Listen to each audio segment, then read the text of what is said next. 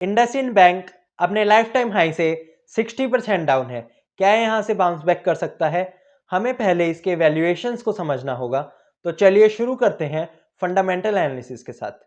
IndusInd bank का market cap 70,000 crore का है और ये एक लार्ज कैप बैंक है।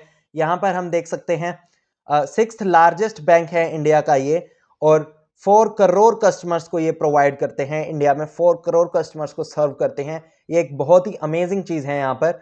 और हम देख सकते हैं जो इसकी बुक वैल्यू है वो 833 की है और करंट प्राइस 890 का है। मतलब कंपनी अपने बुक वैल्यू के आसपास ट्रेड कर रही है, जो कि एक बहुत ही अमेजिंग चीज़ है। यहाँ पर हमें अंडर वैल्यूड दिखाई दे रही है कंपनी। यहाँ पर हम एक बार इसका पीर कंपैरिजन कर लेते हैं। पीर कंपैरिजन में भी हमें कंपनी सबसे ज़्यादा अंडर वैल्यूड दिखाई दे रही है। यहाँ पर जो प्राइस टू बुक है कंपनी का वो 1 के आसपास है, जबकि एचडीएफसी बैंक का प्राइस टू बुक 3 का है।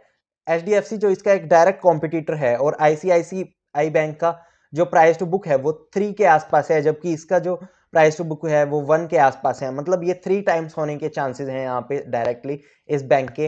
अब हम एक बार इसका क्वार्टरली रिजल्ट देख लेते हैं। क्वार्टरली रिजल्ट में हम देख सकते हैं कि फाइनेंसिंग मार्जिन जो 6% के आसपास होते थे कंपनी के, 5 to 6% के आसपास होते थे, वो अभी माइनस में चले गए हैं कंपनी के, और -20% के आसपास बुक किए थे इस क्वार्टर में कंपनी ने। उसका क्या रीज़न है? उसका रीज़न है, यहाँ पर हम देख सकते हैं, उसका रीज़न है ग्रोस एनपीएस और नेट एनपीएस का इंक्रीज हो जाना। यहाँ पर हम देख सकते हैं 2 के आसपास सस्टेन करते थे इसके ग्रोस एनपीए, जो कि यहाँ पर अचानक से 3.6 के हो गए हैं। तो एक अच्छा खासा इंक्रीज है इनके ग्रोस एनपीए में।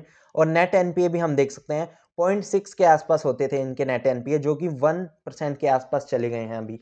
तो ये एनपीएस की कारण यहाँ पर कंपनी फाइनेंसिंग मार्जिन में लॉस बुक कर रही है। यहाँ पर फाइनेंसिंग लॉस आ रहा है कंपनी का प्रॉफिट की जगह। जो पहले हमेशा प्रॉफिट आता था वो अब लॉस आने शुरू हो गया है कंपनी का। और इसको जैसे ही ये कंपनी सॉल्व करती है तो यहाँ पर वापस से सब चीज़ें अच्छी हो जाएंगी, और कंपनी यहाँ पर चीज़ों को ट्राई भी कर रही है, हम आगे चलकर देखेंगे। और यहाँ पर हम देख सकते हैं profit and loss account. Profit and loss account में हमें कुछ अमेजिंग चीज़ें दिखाई दे रही हैं। यहाँ पर रिवेन्यू देखिए कंपनी का 12,000 करोड़ से 48,000 करोड़ का हो गया है रिवेन्यू। मतलब 4 टाइम्स हो गया है विद इन 9 ईयर्स। तो 4 टाइम्स हो जाना 9 ईयर्स में, ये एक अमेजिंग ग्रोथ है, और यहाँ पे एक अच्छा खासे सीएजीआर से ग्रो कर रहा है यहाँ पर। और हम देख लेते हैं नेट प्रॉफिट। नेट प्रॉफिट भी कंपनी का एक अच्छे पेस से ग्रो कर रहा है। यहाँ पर 2200 करोड़ का होता था एक टाइम पर, और अभी 9000 करोड़ का मार्च 2024 में 9000 करोड़ का इनका नेट प्रॉफिट 9000 करोड़ का आया था 2024 में। मतलब 4 टाइम्स हो गया विद इन 8 ईयर्स। 4 टाइम्स हो जाना विद इन 8 ईयर्स एक अमेजिंग ग्रोथ है अगेन। यहाँ पर हम वही प्रॉब्लम देख सकते हैं इस कंपनी में कि जो फाइनेंसिंग मार्जिन है वो माइनस में चले गए, जिसकी वजह से जो इसका प्रॉफिट है वो कम हो गया मार्च क्वार्टर में, और अभी माइनस में दिखा रहा है इसका जो प्रॉफिट है। तो यहाँ पर एक कंपनी प्रॉब्लम में है, पर ये प्रॉब्लम जल्दी सॉल्व हो जाएगी। जैसे कि वॉरेन बफेट कहते हैं कि एक ग्रेट बिजनेस को हमें बुरे टाइम में खरीदना चाहिए। तो यहाँ पर ये कंपनी एक अमेजिंग अपॉर्चुनिटी हमें दिखाई दे रही है इस कंपनी में। ये ग्रेट कंपनी है जो कि हमें एक बुरे सिचुएशन में अभी दिखाई दे रही है। जैसे जैसे सिचुएशन इंप्रूव होती है इस कंपनी में, वैसे वैसे इसका प्रॉफिट इंक्रीज होते जाएगा, और यहाँ पर शेयर प्राइस में भी डायरेक्ट इम्पैक्ट होगा उसका। यहाँ पर भी हम देख सकते हैं -8% का यहाँ पर फाइनेंसिंग मार्जिन हो गया था कंपनी का। उसके बाद कंपनी ने इसको सोल्व कर लिया इस प्रॉब्लम को। तो ये प्रॉब्लम फर्स्ट टाइम हमें नहीं देखने को मिल रही है, पहले भी ऐसी प्रॉब्लम्स आ चुकी हैं कंपनी में, जो कि सॉल्व हो जाएंगी मुझे ऐसा लगता है। अब हम एक बार इसकी बैलेंस शीट को देख लेते हैं। बैलेंस शीट में हमें कुछ अमेजिंग चीज़ें नज़र आ रही हैं। यहाँ पर 2021 के बाद से कंपनी ने अपना इक्विटी कैपिटल एक भी बार डाइल्यूट नहीं किया है, जो कि एक अमेजिंग चीज़ है। और यहाँ पर 17,000 करोड़ के इनके रिजर्व्स थे, जो कि 64,000 करोड़ के हो गए हैं। मीन्स 4 टाइम्स हो गए हैं इनके reserves with in 9 years. 4 times हो जाना एक अमेजिंग गेन है। यहाँ पर हम डिपॉजिट्स देख सकते हैं। कंपनी के डिपॉजिट्स 93,000 करोड़ से यहाँ पर 3,90,000 करोड़ के हो गए हैं। ये भी 4 टाइम्स हो गए हैं इनके डिपॉजिट्स भी, जो कि एक अमेजिंग चीज़ है। एक बैंक अपने डिपॉजिट्स के कारण ही रन कर पाता है और लोन्स दे पाता है। तो ये एक अमेजिंग चीज़ है एक बैंक के लिए। और यहाँ पर हम बोरोइंग्स भी इंक्रीज होते हुए देख रहे हैं बैंक में। और यहाँ पर फिक्स्ड एसेट्स देखिए, फिक्स्ड एसेट्स 1200 करोड़ के थे, जो कि अभी 2600 करोड़ के हो गए हैं, मतलब डबल हो गए हैं इनके जो फिक्स्ड एसेट्स हैं। और यहाँ पर कंपनी लगातार कैपेक्स करती हैं। यहाँ पर हम देख सकते हैं कैपिटल वर्क इन प्रोग्रेस जो है कंपनी का, वो 188 करोड़ था मार्च क्वार्टर में, जो कि एक अमेजिंग चीज़ है। यहाँ पर हमेशा कंपनी न्यू न्यू एक्सपैंड करते जा रही है कंपनी, और न्यू न्यू ब्रांचेज ओपन कर रही है, यहाँ से हमें पता चलता है। और यहाँ हम देख सकते हैं इन्वेस्टमेंट्स कंपनी की 34,000 करोड़ से 1,24,000 करोड़ की हो गई है। और ये लगातार एक भी साल ऐसा नहीं है जिसमें कम हुई है इनकी इन्वेस्टमेंट, लगातार ग्रो करते जा रही है इन्वेस्टमेंट, 4 टाइम्स हो गई हैं विद इन 9 ईयर्स, जो कि एक अमेजिंग गेन है। यहाँ पर हम देख सकते हैं कैश, देखिए कंपनी के पास 26,000 करोड़ का तो कैश ही पड़ा है कंपनी के पास, जो कि एक अमेजिंग चीज़ है।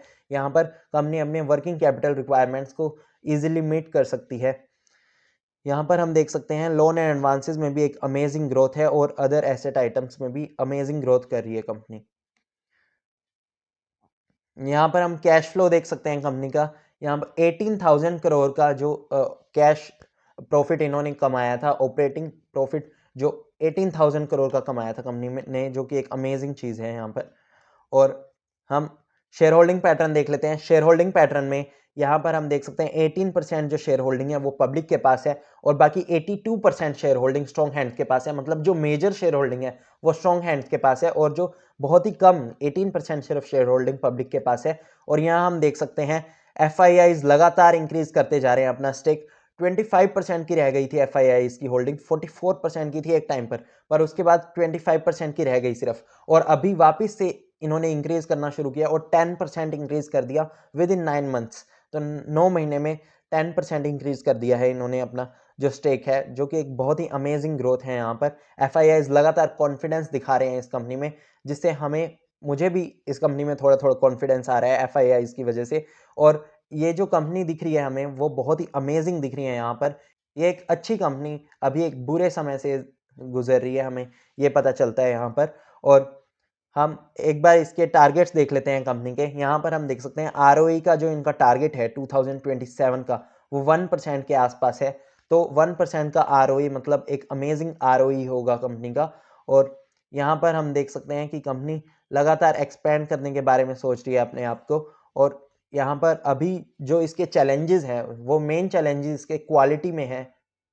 तो यहाँ पर क्वालिटी लगातार इम्प्रूव करेगी कंपनी। यहाँ पर हम ये आप रीड कर सकते हैं अपने आप से।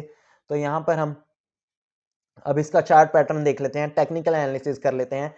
तो टेक्निकल एनालिसिस में हमें कंपनी यहाँ पर मैंने 200 डे मूविंग एवरेज लगाया हुआ है। 200 डे मूविंग एवरेज में देखिए कंपनी ने अपने 200 डे मूविंग एवरेज को हमेशा रिस्पेक्ट किया है।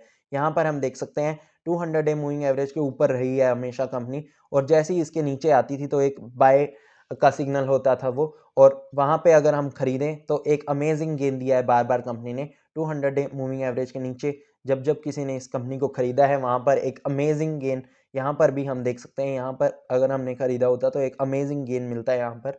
और ये कंपनी एक हमेशा से अमेजिंग गेन देते हुए आई है। यहाँ पर हम देख सकते हैं वापस से इसने अपने 200 डे मूविंग एवरेज को क्रॉस कर दिया है यहाँ पर।